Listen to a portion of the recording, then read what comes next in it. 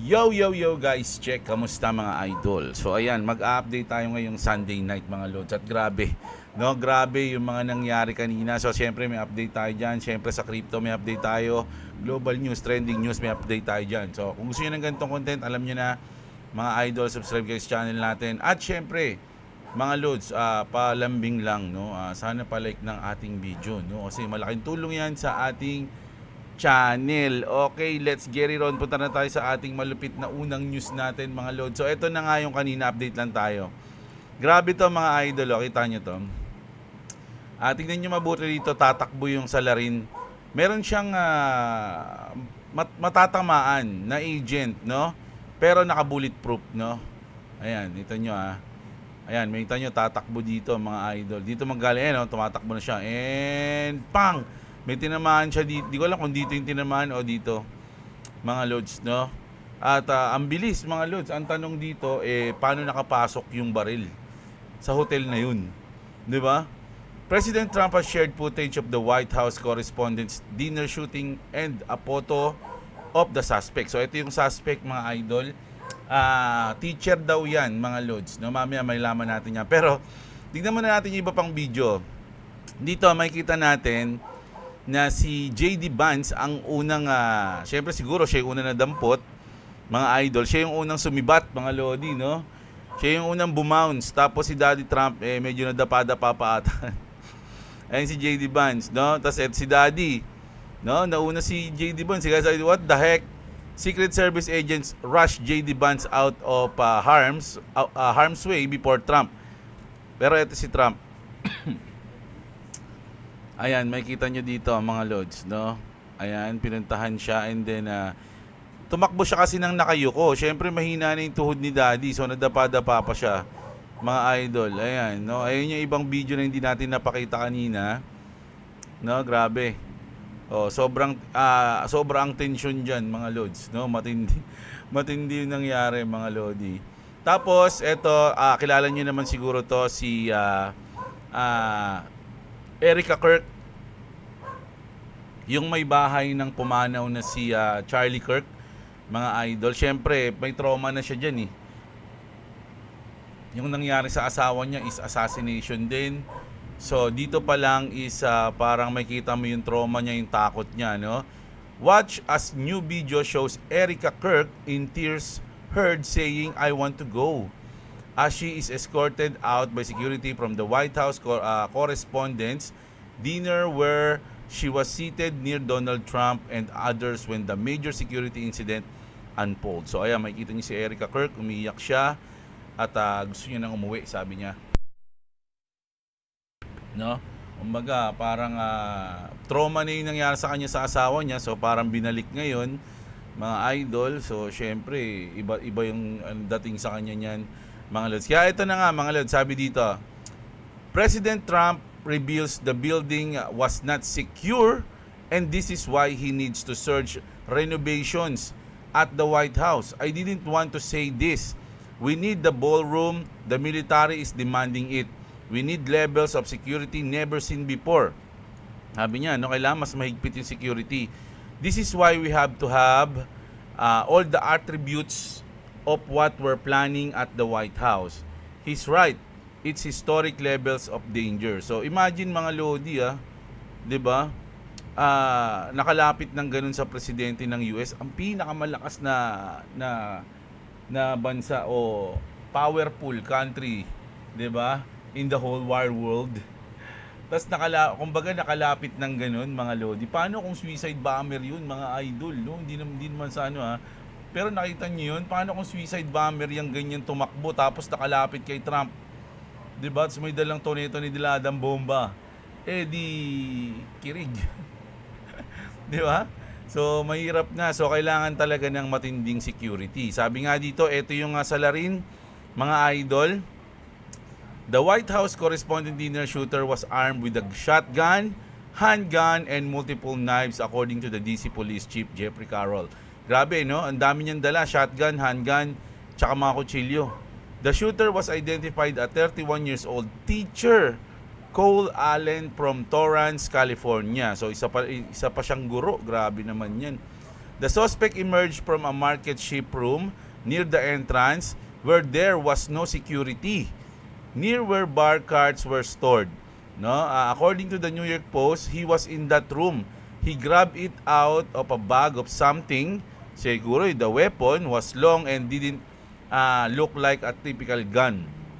A witness who was a volunteer at the event told the Post, sabi rito, it is reportedly believed that Allen was a guest at the Hilton Hotel where the dinner took place. So guest din siya doon, mga idol, no, sa hotel na 'yon, no, sa Hilton Hotel. Pero hindi natin alam kung guest siya dito kala. Kumbaga, ibang event yung pinaanuhan niya, pinapalooban niya. Di ba? Pero ang lupit ng plano niya, di ba? Nataranta niya yung ganito, yung mga security. Tas eto mga idol, tindi nito. Sabi dito, the president almost just got assassinated and members of the media are using the opportunity to steal bottles of wine. You don't hate them enough, mga lord. Ito yung mga membro ng media, mga idol, no? O, bumirit pa ng mga bottle of wine, mga lords. Nagkakagulo na't lahat, ayan, mga lodi, no? Nang umit. Nang ulimbat, mga idol, no? Nang ulimbat pa, mga lords, ng mga bottle of wine, no? Grabe, ang tindi niyan, mga idol, no? Grabe. So, tinatrash talk dyan yung mainstream media. At syempre, nag-react si Tito Elon Musk, mga idol, no? Sabi niya rito, Elon Musk says said it perfectly after tonight's shooting at the WHCA dinner featuring featuring President Donald Trump. They are willing to die to kill the democratically elected president. He's right, mga idol, no? This has to end. How many attempts until the left calls it out for what it is, mga lodi? Kasi syempre, ang parang pinagbibintangan dito is yung mga lefties, yung mga galit kay Trump, mga idol, no? Pero, hindi natin sure yan. Pero ayun yung sinabi dito ni Elon Musk. Parang ganun yung sinasabi niya. No, sabi niya nga dito, Elon Musk summoned up his entire philosophy in 3 words. Speaking to mga lodi, my philosophy is adventure, no? Mission statement. Hindi. Speaking of Elon Musk pala, mga lodi, tinagpala sa akin to ni ex-Benz Cow. So habang ini-interview dito si Elon Musk, mga lodi, pansinin niyo yung nasa likod niya. Sabi kasi dito ni Idol, it seems like there's an XRP logo on the back of Elon Musk, of Uncle Elon Musk. So ayan kita nyo, di ba? Para siyang logo ng XRP. Di ba? So, coincidence, nako, sinabi na nga ni David Schwartz nako, medyo tigil-tigilan na natin yung mga ganyan. Pero nakita nyo naman, mga lods, no? Speaking lang yan. Pero ito talaga, US analysis believe, ito mga lods, pwedeng pakanalang daw to ni Trump. US analysis believe President Trump staged his assassination attempt at the White House dinner to blame Iran and resume attacks. Pwede daw yun, mga idol, no? Sinasabi na in-stage lang daw yung assassination para pagbintangan yung Iran at magkaroon ng reason para bakbakan sila. No? Kayo pala nagplanong paslangin ako, ayaw nyo talaga ng ceasefire, okay, tapos na kayo ngayon. Parang ganun, yung gustong palabasin dito, mga idol, no? Totoo kaya yon? O eto ang tunay na dahilan, mga lodi. Eto rin, pwede rin mangyari to. The biggest reason they need President Trump gone is because he is ending the central banking system. Dito mas naniniwala ako, mga lodi, no? The Fed, which brings down their entire corrupt system, yung money, the fiat money. Look at all the other presidents they tried to murder. They all wanted to get rid of the globalist central banks, no? This is war for who is going to win the financial system, mga idol, no? So kasi si Trump kakasabi niya lang nung nakaraan, 'di ba? O naka-report ko lang sa inyo kanina. Sabi niya na hindi niya papayagang ma-delayed, no? O ma-derailed yung Clarity Act, at pag dumating yan sa desk niya, ipipirmahan niya agad yan. At ano ba ang epekto ng Clarity Act sa banking system o sa banks, sa mga banks? 'Di ba? Negative. So, ayun ba yung dahilan, mga idol, no? At nako, mukhang dito mas naniniwala ako. Alam niyo yung nangyari sa Titanic? Pag nanood kayo ng mga parang, hindi ko alam parang naalala ko lang na panood ko sa Titanic. Yung mga nakasakay doon, mga lodi, nasa financial business, no? Meron silang gustong baguhin sa Fed. Andun yun, alam ko nakalimutan ko na kasi tagal na nun mga lods Pero andun yun. So, yung global financial system kasi babaguhin ni Trump. So, mukhang maraming may ayaw nun. Diba? So, dito mas naniniwala ako. Kayo, sa tingin nyo?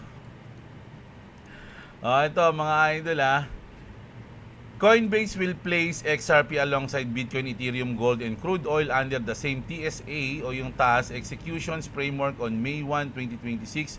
It's happening. So, ayun na. Ili-level na ng Coinbase yung XRP beside Ethereum, Bitcoin, and Gold, and crude oil. Mga idol, no? So, good news yan para sa XRP. At ito yung pinakamalupit na news. Sa tingin ko, nanood ako ng balita mga lodi kahapon at kanina. At hindi ko nakita tong balita na to. Kay Mario Naufol ko pa nakita. China just ran fire drills east of the Philippines on the Pacific side of Luzon. Diba? Naku, marami pa naman nag-swimming ngayon. Nakaraan, galing kami Zambales. Diba? Malapit na yun Diba? Saan ba yun? Saan ba yung map? Tingnan natin Nasa South, na kami, West Philippines na kami Zambales, Rama, no? Rama Beach Resort. Ayan, Zambales, no? Pag sa map, mga lodi, pag titingnan nyo, ito yung Rama Beach Resort na pinuntahan namin. Di ba? Ito yung Luzon. Dito na yung South China Sea na to, West Philippines Sea na to. Mga idol, tas dito sila nagpapaulan ng mga bala. Tama ba? Ayan. Why this matter, mga idol? Di ba? Kumbaga, bakit mahalaga to? Yung ginagawa ng China na to na fire drills, no, sa east of the Philippines on Pacific side of Luzon. Tama ba? Mali ata yung pagkakaano ko. Sabi dito, because that puts it beyond the usual South China Sea flashpoints. A sign China is pushing further out and expanding its reach across the region. Para sa akin, mga lodi, napaka-importante na itong news na to. Ano ang magiging action dito ng pamahalaan, mga lods, no? Tutulungan ba tayo ng US dito, mga idol? Kasi doon tayo nakasandal mga lods. Alam nyo, sa tingin ko pag tayo, kasi parang lang yan di ba sinasabi nga, lahat naman may mga propaganda sa bawat kumbaga parang yung US, di ba? Allied tayo ng US, pero syempre meron silang pansariling pakay. 'Di ba? Kumbaga gagamitin tayo ng US para magkaroon ng ganito, ng ganyan. Ginagamit din tayo. Yung China, mga lodi, siguro kung magiging allied natin yung China, ganun din gagamitin din tayo. Kasi wala tayong tira, boy. Wala tayong tira.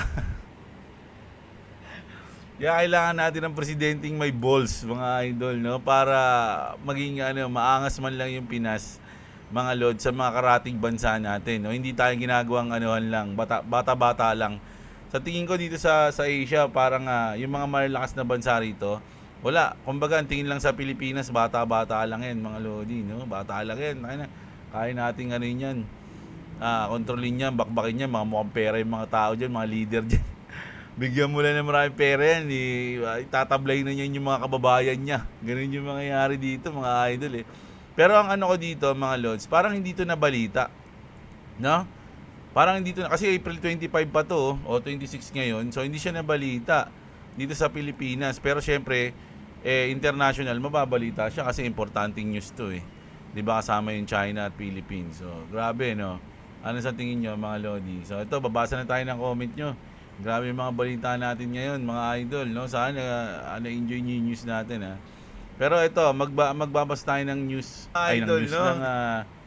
ng comment niyo. Gusto na patayin ng tao yan dahil ng gigera. Tsaka walang bull run dahil sa kanya. Baka 2028 bull run pagtapos ng term niya para bumawi daw sa tao. Ayun sabi, no? Sabi ni Gaming PH, playlist, hindi umabot ang suspect sa loob, dun pa lang sa hallway, nahuli na. So, ayan. Ferdinand Sir, shoutout sa iyo, si playlist. Si JDB, Brad, bababa pa yan XRP hanggang 0.80. Well, naabangan din natin yan, idol. Kung bumaba man yan, di good news yan sa atin. Jefferson Magno, shoutout sa'yo, delikado ang Clarity Act, sabi niya. Ako hindi, sa akin hindi yan delikado for me. Nelwin Ocampo, shoutout sa'yo. Kakatakot yung mga video ni Clovis, idol. Kakatakot daw yung mga video mo, Chloe. Sabi ni Top Tier Jokes. So, ayan. Meow. Mag-subscribe kayo doon, mga lods, no? Matindi yun. Ewan ko ba ba't ganun yung ginagawa niyan?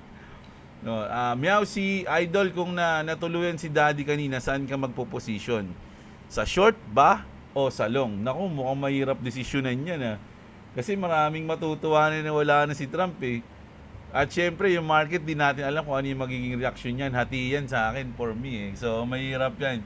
Kapag nangyari yon, syempre, titignan muna natin kung saan yung kilos, yung daloy ng chart. Saka tayo magde-decide.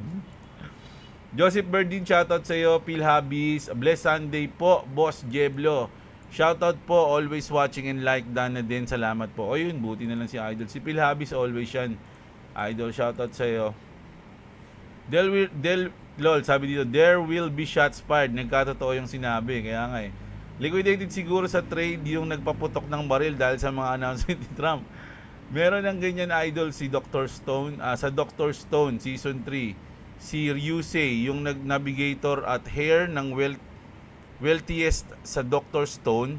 The greediest man on earth yung title niya. Uy, ano yan?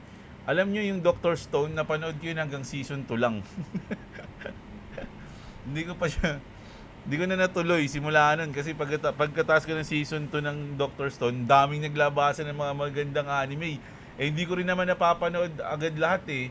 So naiwan ko yung Dr. Stone, eh. Oo nga, dahil pala tuloy ko na yung Dr. Stone, Si Red Senotech, ayan, si Clavi, shoutout. Brother, hindi yan magkakaroon ng peace talk kasi nasa ilalim ng mesa ang Israel na may control sa Amerika.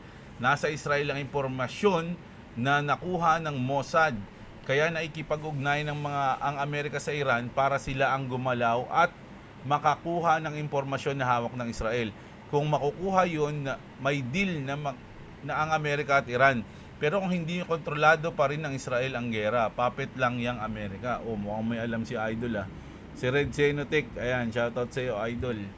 Slap Soil Adventure, may single shot muna bago yung automatic rifle. Kaya lang nakalagay dun, shotgun tsaka handgun, eh. 'Di ba?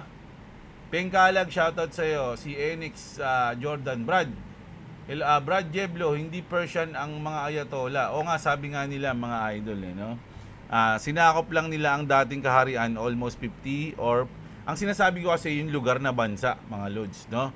Yung bansa mismo doon. 50 or 47 yung sago, Christian nation sila dahil again, walang lahing Persia ng mga ayatollah. O yun nga, mga lods, no? Pero dun yung lugar ng Persia, 'di ba?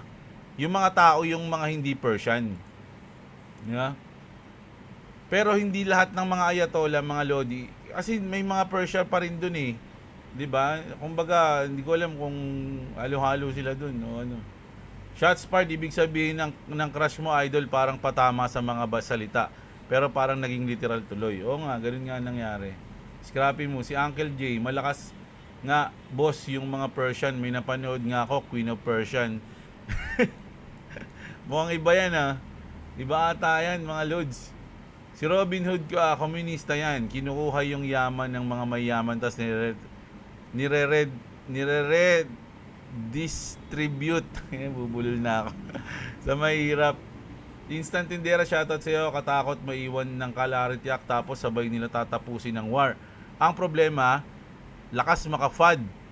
Kasi lahat ng reputable financial analysis ng Pilipinas are saying bear market pa daw. Charts don't lie, bababa pa raw. Doon na lang daw bumili. Sabi ni Eman Velasco. Ayan, shoutout sa iyo, idol. It's your own decision yan, idol, for me, no? Wag kang makinig sa mga, maski sa akin, wag kang makinig. Pero syempre, yung sa research mo, sama mo rin yung mga magagaling na mga veterans, di ba? Kasi ako, mga idol, ito lang isa kong natutunan dito sa crypto. Kahit gaano ka nakatagal sa crypto, nagkakamali ka pa rin, no? So, what's make you think na yung mga matatagal na yon hindi sila nagkakamali ngayon? Pwedeng tama sila, pwedeng mali rin sila. Ako, madalas mali ako, sabihin ko na. Mali ako. So, okay, makinig sa akin para bumili, mag-gold o magbenta ng kahit anong coins, mga idol. Do your own research. I'm not a financial advisor. So, decision nyo yan, mga lods, no? Edwin, mga ba, shoutout sa iyo. Jerry Biniventura, sana matuluyan ng... Uy, grabe ka naman, idol. Huwag naman. Masama yan. Kahit na mga masamang tao, hindi mo pwedeng i-wish na maging ganun. Ikaw naman, no? Court Stalker, mga boss, pakipollow naman daw si Idol, no? Si Court Stalker. Ang alam ko ang content niya ay basketball, mga lods. Mahilig ba kayo sa basketball? Kung mahilig kayo sa basketball, bahala kayo, follow nyo siya. Si Cesar Cerezo Joynil. Muntik na nga, Idol, eh. Grabe nga, eh, no? Pero, ang dapat sisihin dyan yung security, yung hotel. Diba? Kasi kung andyan yung presidente, dapat mahigpit kayo dyan. Kahit na ano, 'di ba? Kumbaga dapat doble ingat, kumbaga. 'Di ba? Si Mentor Jerry, Idol, present team replay of the... Oy, shoutout sa iyo, Idol. Mentor Jerry, shoutout sa iyo sa panonood. Mag-ingat ka diyan, Idol, sa Europe. Pete Pelizardo, shoutout sa iyo, si King Shangsheng at si Santos Jandel. So ayan ha. Ayun yung news natin ngayon, mga lodi, at sana na-enjoy nyo. Like nyo yung video natin. At syempre alam nyo na mga Lodi, subscribe kayo sa channel natin. Check nyo yung mga link niya sa baba ng description. Mga Lodi, syempre ayun lang. Maraming salamat sa mga nanood. Magandang araw sa inyong lahat. At What's up? Subscribe to Clubs Gaming at subscribe to Jeblo. If you want to subscribe to me, it's in the link in the description. Also, whoever comment that I'm making horror, I'm sorry. I make another horror. So, do you know why do I like animating horror? It's gonna be a long story. wag na, saka mo na lang. Ikwento mo dun sa channel mo. Kwento mo kapag nagre-record ka kung ba't ko... Well, it's a little long. Wag na, ito na. Bilis na. Tapos na si Papa eh. Okay, so you need to go to the House of Leather. You can get any color you want. Black, brown, and red. Also you need for wearing, and of course, to beat your children. Ayan. Sabihin niyo yung pangalan ko para magkaroon kayo ng discount sa pinakamalupit at napakatibay na belt na yan. Pwede niyo na ipamana yan, mga lods, no? Ayun, maraming salamat. Magandang araw sa inyong lahat. Kita-kits tayo bukas ng umaga, mga idol. Love you all. What's up?